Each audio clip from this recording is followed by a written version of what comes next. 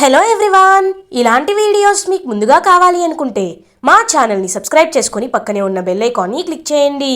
Upcoming రివ్యూలోకి వెళ్ళిపోదాం. Episode start అవ్వగానే దుగ్గిరాల వాళ్ళ ఇంట్లో సత్యనారాయణ స్వామి వ్రతం వేడుకలైతే మొదలైపోతాయి కదా. అందరూ ఇంకా సత్యనారాయణ వ్రతం హడావిడిలో ఉంటారు. అప్పుడే స్వప్న తన చీరని కట్టుకుంటూ ఉంటుంది. తన చీర కుర్చీలు సెట్ అవ్వట్లేదని రుద్రాణిని గట్టిగా అరుస్తూ అత్త అత్త అని గట్టిగా అరుస్తుంది స్వప్న. హే, ఏంటి, ఎందుకు అలా అరుస్తున్నావు అని అడుగుతుంది రుద్రాణి. నా చీర కుర్చీళ్ళు సరిగ్గా సెట్ అవ్వట్లేదు, నువ్వు కాస్త సెట్ చేయి అని అంటుంది స్వప్న.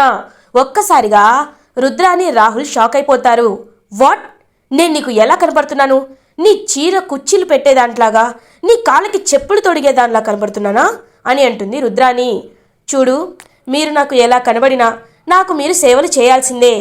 నేనిప్పుడు ప్రెగ్నెంట్ని కాబట్టి నాకు ఏ విషయంలో ఇబ్బందిగా ఉన్నా మీరు నాకు ఆ పనులు చేసి పెట్టాలి అని అంటుంది స్వప్న. దీని టార్చర్ తట్టుకోలేకపోతున్నాను అని మనసులో అనుకుంటుంది రుద్రాణి. అప్పుడే రాహుల్, ఏయ్ స్వప్న, ఏం మాట్లాడుతున్నావు నువ్వు? అయినా మా మోమ్ అలాంటి పనులు చేయదు అని అంటాడు రాహుల్. చూడు రాహుల్, నేను అడిగింది నిన్ను కాదు, మీ అమ్మని. అయినా ఇందులో నీకేంటి సంబంధం? నేను పిలవకుండా నువ్వెందుకు వచ్చావు అని అడుగుతుంది స్వప్న.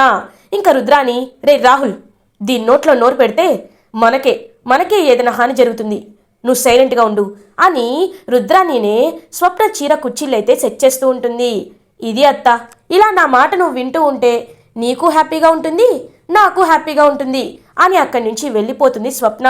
ఏ రాహుల్, ఏంటి ఇంకా తెల్లమొహం వేసుకొని నా వైపు అలా చూస్తున్నావు? వ్రతానికి టైం అయింది, త్వరగా రా అని స్వప్న రాహుల్ ఇద్దరు ఇంకా కిందకి వెళ్తూ ఉంటారు. రాహుల్ మనసులో దీని పొగరు ఎలా అనచాలో అర్థం కావట్లేదు, ఇంకా తప్పుతుందా, తప్పు చేసింది నేనే కదా అని మనసులో అనుకుంటూ ఇంకా కిందకి వెళ్తూ ఉంటాడు రాహుల్. ఇది ఇలా ఉండగా అప్పు రోడ్డుపై నడుచుకుంటూ వస్తూ ఉంటుంది. ఇంకా ఓనర్ అన్న మాటల్ని గుర్తు చేసుకుంటూ ఉంటుంది అప్పు. అయినా నీకు ఒక రిచ్ ఫ్రెండ్ ఉన్నాడు కదా, అతన్ని అడిగితే ఇలాంటి పిజ్జా షాపులు 10 పెట్టిస్తాడు, నువ్వు అందుకే కదా ఫ్రెండ్షిప్ చేసింది అని ఇంకా చాలా చీప్గా తన ఫ్రెండ్షిప్ గురించి ఆ ఓనర్ మాట్లాడిన మాటల్నే గుర్తు చేసుకుంటూ ఉంటుంది అప్పు. అప్పుకి ఫోన్ కాల్ వస్తుంది. హలో, ఎవరు అని అంటుంది అప్పు. నేనే, ఫోన్ చూసుకోలేదా? ఎక్కడ ఉన్నావు అప్పు అని అంటుంది కనకం. అమ్మా, నేను దారిలో ఉన్నాను అని అంటుంది అప్పు. అదేంటి, నువ్వు కాలేజ్కి వెళ్తానన్నావు కదే అని అంటుంది కనకం. లేదమ్మా, నా మనసేమీ బాలేదు, అందుకే ఇంటికే వచ్చేస్తున్నాను, నువ్వేమీ కంగారు పడద్దు అని ఇంకా ఫోన్ అలా పరధ్యానంగా చూస్తూ మాట్లాడేసరికి ఎదురుగా ఒక పెద్ద కారు వచ్చి ఇంకా అప్పుని డాష్ ఇచ్చి వెళ్ళిపోతుందనమాట.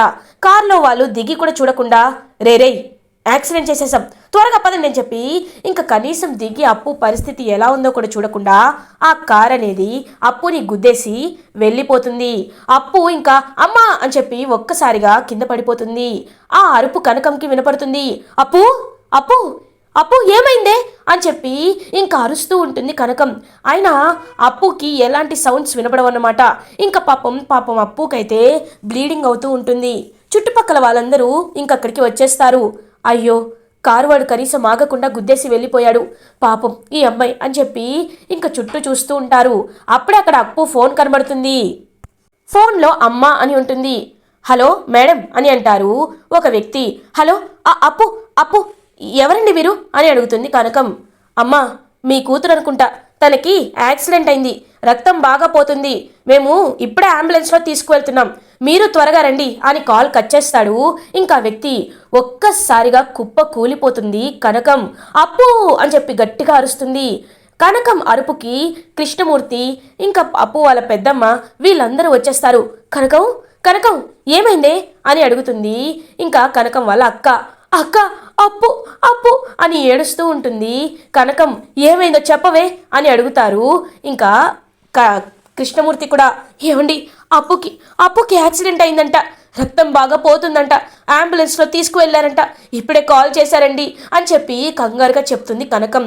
కనకం మాటలకి ఒక్కసారిగా షాక్ అయిపోతారు కృష్ణమూర్తి వాళ్ళ వదిన. ఇంతకీ ఏ హాస్పిటల్ అంట అని అడుగుతారు కృష్ణమూర్తి. హాస్పిటల్ పేరు చెప్పారండి అని చెప్పి ఇంకా ముగ్గురు కృష్ణమూర్తి, కనకం వాళ్ళ అక్క ముగ్గురు అప్పు ఉన్న హాస్పిటల్కి బయలుదేరుతారు. ఇది ఇలా ఉండగా కావ్య అప్పుడే ఇంకా వ్రతంలో కూర్చోవాలని రెడీ అవుతూ ఉంటుంది. ధాన్యలక్ష్మి ఇంకా మొత్తం అన్ని అరేంజ్మెంట్స్ చేస్తూ ఉంటుంది. పంతులు గారు, అమ్మ త్వరగా ఈ వస్తువులు తీసుకురండి అని చెప్పి తొందర పెడుతూ ఉంటారు పంతులు గారు మీరు నాకు ఒకటి తర్వాత ఒకటి చెప్తే చేస్తాను, అంతేకాని ఒకేసారి అన్నీ చెప్తే నేను ఎలా చేయగలను? ఇప్పుడే పూలు కట్టడం పూర్తయింది, ఇంకా చాలా పనులున్నాయి అని అంటుంది ధాన్యలక్ష్మి. అప్పుడే అక్కడికి వచ్చిన ఇందిరాదేవి, చూసావా ధాన్యలక్ష్మి, అన్ని పనులు ఒకేసారి నువ్వు చెయ్యలేకపోతున్నావు. అలాంటిది కావ్య ఎప్పుడో పొద్దున్నే లేచి అన్ని పనులు చాలా వరకు సమకూర్చింది. ఈ చిన్న పనులు కూడా నువ్వు చేయలేవా అని అంటుంది ఇందిరాదేవి. అత్తయ్య, మీరు నన్ను అవమానిస్తున్నారు అని అంటుంది ధాన్యలక్ష్మి. అవమానం కాదు, నిజం చెప్తున్నాను. వయసు మళ్ళితే ఎవ్వరికైనా పనులు చేసుకోవడం కాస్త నెమ్మదిస్తారు, అది నేను అనటం లేదు. కానీ కావ్యని తప్పు పట్టడం, కావ్య మంచితనాన్ని తెలుసుకోవడం మానుకోవద్దు అంటున్నాను.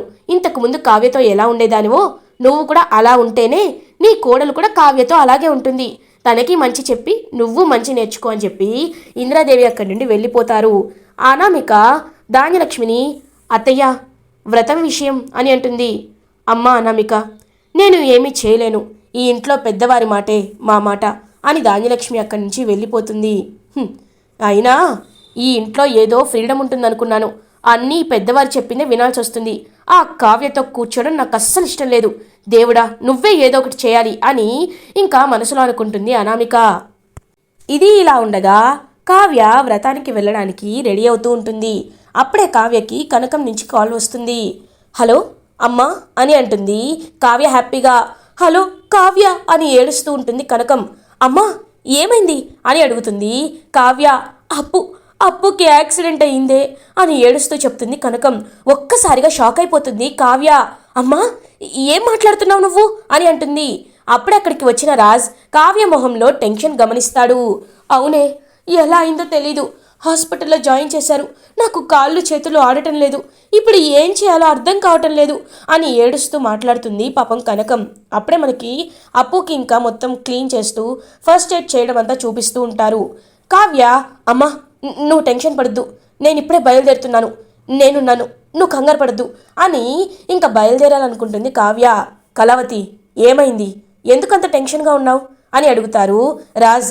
ఏమండి, అప్పుకి యాక్సిడెంట్ అయిందంట, చాలా బ్లడ్ పోయిందంట, హాస్పిటల్లో జాయిన్ చేశారు, అమ్మ నాకు కాల్ చేసింది, తనకి ఏం చేయాలో అర్థం కావటం లేదంట అని అంటుంది కావ్య.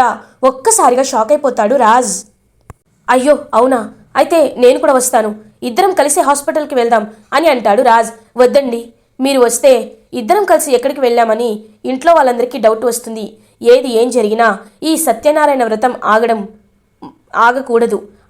జరగకూడదు. కాబట్టి నేను బ్యాక్ డోర్ నుంచి ఎవరికీ తెలియకుండా వెళ్ళిపోతాను, మీరు ఏదో ఒకటి నా గురించి చెప్పండి సరేనా అని అంటుంది కావ్య. అది కాదు కళావతి అని అంటాడు రాజ్. ప్లీజ్ ఈ ఒక్కసారి నా మాట వినండి అని అలా ఇంకా వెళ్ళిపోతూ ఉంటుందన్నమాట కావ్య. పాపం హడావిడిగా, పాపం రాజ్ కూడా చాలా టెన్షన్ పడుతూ ఉంటాడు. పాపం అక్కడ అప్పు పరిస్థితి ఎలా ఉందో అని ఆలోచిస్తూ ఉంటాడు రాజ్. ఇంకా రాజ్ అలా కిందకి వస్తాడు. ఇటువైపు రాహుల్, స్వప్న, కళ్యాణ్, అనామిక వ్రతంలో కూర్చుంటారు.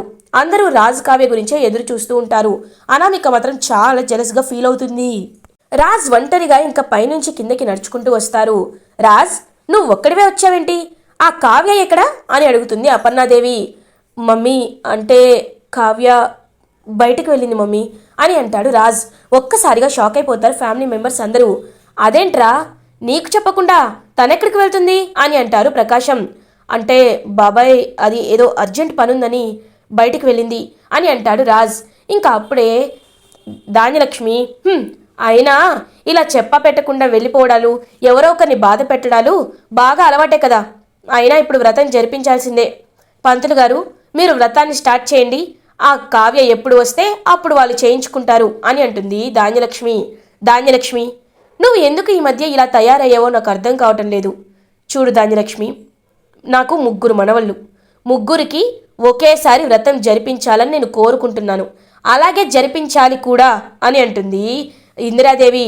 అంటే అది కాదత్తయ్య, మరి ఈ కావ్య ఎక్కడికి వెళ్ళిందో తెలియదు కదా అని అంటుంది అపర్ణ. తెలియదు, కానీ రాజ్కి తెలుసు, మన దగ్గర ఏదో విషయాన్ని దాచిపెడుతున్నాడు. నేను నిజం చెప్పిస్తాను, కానీ ఒక్కటి మాత్రం నిజం, కావ్య రాకుండా కావ్య రాజ్ పీటలపై కూర్చోకుండా ఇక్కడ ఎవ్వరి సత్యనారాయణ వ్రతం జరగడం వీల్లేదు అని అంటారు ఇందిరాదేవి. ఇందిరాదేవి అంత పవర్ఫుల్గా చెప్పేసరికి అందరూ ఇంకా సైలెంట్ అయిపోతారు. అనామిక మాత్రం, అమ్మమ్మ గారు మీరు మాట్లాడుతున్నది నాకు ఎందుకో కరెక్ట్ అనిపించటం లేదు. ఆ కావ్య ఎక్కడికో వెళ్ళింది, పని పాట లేక తను బయటికి వెళ్తే మనం వ్రతం మానేయడం ఏంటి అని అంటుంది అనామిక. అనామిక, ఏంటి నువ్వు నాన్నమ్మకే ఎదురు చెప్తావా అని అంటాడు కళ్యాణ్. అది కాదు కళ్యాణ్ అని అంటుంది అనామిక. చూడు అనామిక, నాన్నమ్మ చెప్పిందని కాదు, నేను చెప్తున్నాను. మా వదిన అన్నయ్య పీటలపై కూర్చుంటేనే ఈ సత్యనారాయణ వ్రతం జరుగుతుంది అని అంటాడు కళ్యాణ్. అందరికీ ఈ కావ్య పిచ్చి పట్టింది అని మనసులో అనుకుంటుంది. ఇంకా అనామిక అయితే అప్పుడే ఇంకా రాజ్ దగ్గరికి ఇందిరాదేవి వస్తుంది. రాజ్, నిజం చెప్పు, అసలు ఏమైంది? కావ్య ఇంత హఠాత్తుగా ఎవ్వరికీ చెప్పకుండా బయటికి వెళ్ళిందంటే ఏదో ముఖ్యమైన విషయమే అయ్యుంటుంది. నిజం చెప్పు రాజ్, ఏమైంది అని అడుగుతారు ఇందిరాదేవి.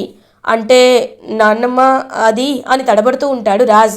చెప్పు రాజ్, ఎందుకు భయపడుతున్నావు? నీకు నిజంగా ఈ నాన్నమ్మపై గౌరవం ఉంటే నిజం చెప్పు అని అడుగుతుంది ఇందిరాదేవి. నాన్నమ్మ, అప్పుకి యాక్సిడెంట్ అయిందంట అని చెప్తాడు రాజ్. ఒక్కసారిగా అందరూ షాక్ అయిపోతారు. వెంటనే కళ్యాణ్ అయితే ఇంకా పీటలపై నుంచి లేచి నించుంటాడు. అదంతా చూస్తున్నా అనామిక షాక్ అయిపోతుంది. ఏం మాట్లాడుతున్నావు రాజ్ అని అంటుంది ఇందిరాదేవి. అవును నాన్నమ్మ, అప్పుకి యాక్సిడెంట్ అయిందంట, రక్తం చాలా పోతుందంట, తనకి ఏదో ట్రీట్మెంట్ కూడా జరుగుతుంది. అందుకే కళావతికి వాళ్ళమ్మ కాల్ చేసి చెప్పారు. వెంటనే కళావతి బయలుదేరింది. ఈ విషయం ఇంట్లో వాళ్ళతో చెప్పొద్దని చెప్పింది అని అంటారు రాజ్. ఇంకా కళ్యాణ్ వెంటనే అక్కడి నుండి వెళ్తూ ఉంటాడు. కళ్యాణ్ ఎక్కడికి అని అడుగుతుంది అనామిక. నేను వెంటనే అప్పుని చూడాలి అని అంటాడు కళ్యాణ్. రే కళ్యాణ్, ఆ అమ్మాయి అంత మంచిది కాదురా, అయినా నీకిప్పుడు అప్పుని చూడాల్సిన అవసరం ఏమీ లేదు, కావాలంటే రాజ్ వెళ్తాడు అని అంటుంది ధాన్యలక్ష్మి. అమ్మా, మీలా నేను మంచిగా ఉన్నప్పుడు మంచిగా మాట్లాడడం, ఒక్కసారి ఏదైనా మనకి నచ్చని పని చేస్తే వెంటనే వాళ్ళతో వైరాలు పెంచుకోవడం నాకు తెలీదు, నాకు చేత కాదు. నేను అప్పుని ఒక ఫ్రెండ్ లాగే చూస్తున్నాను, ఫ్యూచర్లో కూడా చూస్తాను. ఎప్పటికీ అప్పు నాకు బెస్ట్ ఫ్రెండ్. అలాంటిది నా బెస్ట్ ఫ్రెండ్ అక్కడ ప్రాణాపాయ స్థితిలో ఉంటే వెళ్లకుండా ఉంటే నేను మనిషిని అనిపించుకోను. మీరు కూడా ఈ విషయంలో ఎక్కువగా మాట్లాడొద్దు, దయచేసి నన్ను వెళ్ళనివ్వండి. అన్నయ్య ఏ హాస్పిటల్ అని అడుగుతాడు కళ్యాణ్. కళ్యాణ్, నా మాట వినరా, వద్దు, కావాలంటే నేను వెళ్తాను అని అంటారు రాజ్. అన్నయ్య ప్లీజ్, నీకు కేవలం తను వదిన వాళ్ళ చెల్లెనేమో, కానీ నాకు ఫ్రెండ్, నేను ఖచ్చితంగా వెళ్లాల్సిందే అని ఇంకా రాజ్ అండ్ కళ్యాణ్ ఇద్దరు బయలుదేరతారు. అనామిక చాలా చాలా చాలా కోపంగా ఫీల్ అవుతుంది. చూసారా అత్తయ్య, చూసారా ఏం జరుగుతుందో? అందరూ చూస్తున్నారు కదా, ఆ అప్పుకి యాక్సిడెంట్ అయిందని తెలియగానే వెంటనే ముందు వెనక చూసుకోకుండా ఈ కళ్యాణ్ బయలుదేరుతున్నాడు. అందుకే అలాంటి వాళ్ళని నమ్మద్దని చెప్పేది అని అంటుంది అనామిక. వెంటనే స్వప్న పైకి లేచి షటప్, జస్ట్ షటప్. అయినా ఇప్పుడు కళ్యాణ్ గారు చేసిన తప్పేంటి? అప్పు యాక్సిడెంట్ అయిందంటే ఒక మనిషిగా మానవత్వం ఉండి వెళ్తాను అన్నారు. దీనికి ఏదో అతను నీకు అపకారం చేసేసి మా అప్పుతో వెళ్ళినట్టు ఎందుకలా మాట్లాడుతున్నావు అని అంటుంది స్వప్న అని అంటుంది రుద్రాని. ఆపండి అత్తయ్య, నన్ను మాట్లాడనివ్వండి. చూడు అనామిక, వచ్చినప్పటి నుండి చూస్తున్నాను, ఎందుకు నీకు కావ్య అంటే అంత చులకనా? అయినా కావ్య తలుచుకుంటే ఈ పెళ్లి నీది నిమిషంలో ఆపేసేది, కానీ ఆపలేదు. ఎందుకో తెలుసా, తను నాలా కాదు, చాలా మంచిది. ఎవరెట్టిపోతే నాకేంటి అనే స్వభావం కాదు, అందరూ మంచిగా ఉండాలనే స్వభావం. అలాంటి నా చెల్లెల్ని నువ్వు ఇలా మాట్లాడడం కరెక్ట్ కాదు. అయినా అప్పుకి యాక్సిడెంట్ అయిందంటే వెళ్లాల్సింది ముందు నేను. రాహుల్, నన్ను హాస్పిటల్కి తీసుకువెళ్ళు అని అంటుంది స్వప్న.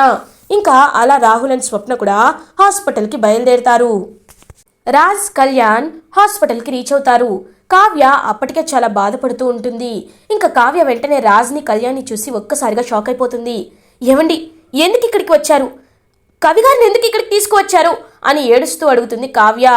వదినా, అన్నయ్య తీసుకురాలేదు, నేనే అన్నయ్యని తీసుకువచ్చాను. అన్నయ్య నాన్నమ్మ అడిగేసరికి నిజం చెప్పారు. అయినా ఏంటి వదినా, నేను అంత పరాయివాడిని అనుకుంటున్నారా?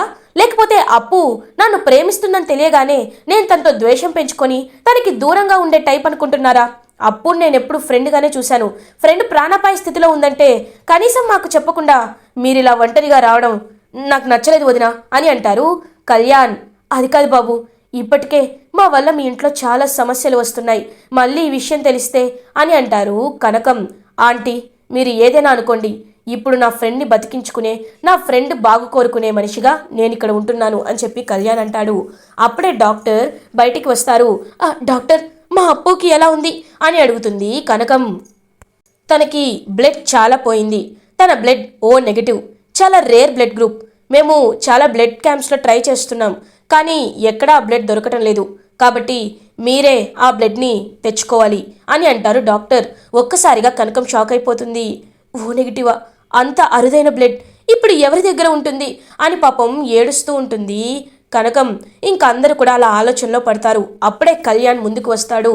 డాక్టర్, నాది ఓ నెగిటివే, కావాలంటే నేను బ్లడ్ ఇస్తాను అని అంటాడు కళ్యాణ్. కళ్యాణ్ వైపు చాలా అభిమానంతో చూస్తూ ఉంటారు కావ్య అండ్ కనకం. బాబు అని అంటుంది కనకం. అవునంటీ, ఎలాగో అప్పు నేను తెలుసో తెలియకో చాలా బాధ పెట్టాను. నేను తన్ని ప్రేమించకపోయినా నా బిహేవియర్, నా మాటలు తను నన్ను ప్రేమించేటట్లు చేశాయనుకోవచ్చు. తనపై కోపం నేను ఇలా అయినా తొలగించుకోవాలి. అప్పు నన్ను క్షమించాలి అని అంటాడు కళ్యాణ్. వెంటనే చేతులెత్తి నమస్కరిస్తుంది కనకం. బాబు, మీరు ఎంత మంచివారో, మీ మనసు చాలా మంచిది. అప్పుకి మీరు దూరంగా ఉండాలని తెలిసిన ఇప్పుడు అప్పు కోసం వచ్చి అప్పుకి బ్లడ్ ఇస్తున్నారు. మీ రుణం ఎలా తీర్చుకోవాలి బాబు అని అంటుంది కనకం. ఆంటీ, అంత పెద్ద పెద్ద మాటలు మాట్లాడద్దు. మనిషి అన్నాక మనిషికి సహాయం చేయాలి. నేను బ్లడ్ ఇచ్చి వస్తాను అని డాక్టర్తో పాటు ఇంకా వెళ్తాడు కళ్యాణ్. కళ్యాణ్ అప్పుకి తన బ్లడ్ని ఇస్తారు. వెంటనే ఆ బ్లడ్ని ఇంకా అప్పుకి ఇస్తారనమాట డాక్టర్స్. అప్పు కాస్త కోలుకుంటూ ఉంటుంది. డాక్టర్స్ కొన్ని గంటల తర్వాత బయటికి వచ్చి, అప్పు ఇప్పుడు తను అవుట్ ఆఫ్ డేంజర్లో ఉంది, తన్ని రేపే మేము డిశ్చార్జ్ చేస్తాం, మీరు తీసుకువెళ్ళొచ్చు అని చెప్తారు డాక్టర్స్. ఇంకా కనకం అయితే చాలా అంటే చాలా హ్యాపీగా ఫీల్ అవుతుంది. అందరూ చాలా హ్యాపీగా ఫీల్ అవుతారు. కావ్య, మీరు వచ్చి చాలాసేపు అయిందే, కనీసం ఏమీ భోజనం కూడా చేయలేదు, మీరు ఇంటికి వెళ్ళండి, అప్పుడు నేను చూసుకుంటాను అని అంటారు కనకం అండ్ కృష్ణమూర్తి. లేదులేమ్మా, నేను ఇక్కడే ఉంటాను. ఏమండి, మీరు కవిగారు ఇద్దరు ఇంటికి వెళ్ళండి, నేను ఇక్కడే ఉంటాను అని అంటారు. వద్దమ్మా, నువ్వు ఇక్కడ ఉండడం అంత మంచిది కాదు. అయినా అల్లుడు గారు కూడా ఇక్కడికి వచ్చారు కదా, మీరు పాపం మార్నింగ్ నుంచి మాతోనే ఉన్నారు, మీరు వెళ్ళండమ్మా, అప్పుని జాగ్రత్తగా మేము చూసుకుంటాం. వెళ్ళమ్మా కావ్య, నా మాట విను అని అంటారు కృష్ణమూర్తి. ఇంకా కావ్య కూడా కన్విన్స్ అవుతుంది. వదిన, వెళ్దామా అని అడుగుతాడు కళ్యాణ్. కవిగారు వెళ్దామని చెప్పి ఇంకా కావ్య, రాజ్, కళ్యాణ్ అండ్ స్వప్న, రాహుల్ వీళ్ళందరూ కూడా బయలుదేరుతారు దుగ్గిరాల ఇంటికి. అనామిక కళ్యాణ్ గురించే వెయిట్ చేస్తూ ఉంటుంది. ఏంటి కళ్యాణ్, వెళ్ళావా, వెళ్ళి పరామర్శించావా అని అడుగుతుంది అనామిక. అనామిక, ఇప్పుడు ఏమైందని? అయినా పాపం అప్పు, తనకి చాలా బ్లడ్ లాస్ అయిందంట. సివియర్ బ్లడ్ లాస్ వల్ల నేనే అప్పుకి బ్లడ్ ఇచ్చాను అని చెప్తాడు కళ్యాణ్. ఒక్కసారిగా ధాన్యలక్ష్మి, అనామిక షాక్ అయిపోతారు. ఏంటి కళ్యాణ్, ఆ అప్పుకి నువ్వు బ్లడ్ ఇచ్చావా అని అడుగుతుంది ధాన్యలక్ష్మి. తప్పేముంది ధాన్యలక్ష్మి అని అంటారు ఇందిరాదేవి. ఏమో అమ్మమ్మ గారు, మీరు ఇవన్నీ మాట్లాడుతుంటే నాకు అస్సలు నచ్చటం లేదు. కళ్యాణ్, అయినా నువ్వు ఆ అప్పుని కలవడం ఆపేస్తావా లేదా అని అడుగుతుంది అనామిక. చూడనామిక, నువ్వంటే నాకు చాలా ఇష్టం. అసలు అప్పుతో నీకు వచ్చిన ప్రాబ్లం ఏంటో నాకు అర్థం కావటం లేదు అని అంటాడు కళ్యాణ్. కళ్యాణ్, నేను చెప్తుంది నీకు అర్థం కావటం లేదు. ఒక అమ్మాయి నిన్ను ప్రేమించింది, ఇప్పుడు నువ్వు నన్ను పెళ్లి చేసుకున్నావు, తనతో మళ్ళీ నువ్వు ఉంటే తనకు అలాంటి ఫీలింగ్స్ వస్తాయి. కాబట్టి ఈ జీవితంలో నువ్వు ఎప్పుడూ అప్పుని చూడకూడదు, అప్పుని కలవకూడదు, అప్పుతో మాట్లాడకూడదు. ఇలా ఉంటానని నాకు మాట ఇవ్వు అని అంటుంది అనామిక. ఒక్కసారిగా అందరూ షాక్ అయిపోతారు. అనామిక, నువ్వు అసలు ఎందుకు ఇలా అని అంటాడనమాట కళ్యాణ్. మాట ఇస్తావా, ఇవ్వవా? మాట ఇవ్వనంటే చెప్పు కళ్యాణ్, ఇప్పుడే నేను డైవర్స్కి అప్లై చేస్తాను అని అంటుంది అనామిక. ఫ్యామిలీ మెంబర్స్ అందరూ ఒక్కసారిగా షాక్ అయిపోతారు. ఇలా ఎపిసోడ్ ఎండ్ అవుతుంది. ఫర్దర్ ఎపిసోడ్ రివ్యూస్ ముందుగా మీకు కావాలి అనుకుంటే మా ఛానల్ని సబ్స్క్రైబ్ చేసుకోండి. Thanks for watching.